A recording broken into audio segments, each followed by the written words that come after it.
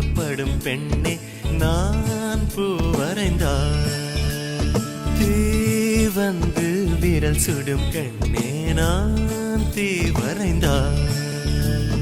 உயிரல்லதெல்லாம் உயிர் கொள்ளும் என்றால் உயிருள்ள நானோ என்ன ஆகுவேன்? உயிர் வாங்கிடும் ஓவியம் நீயடி.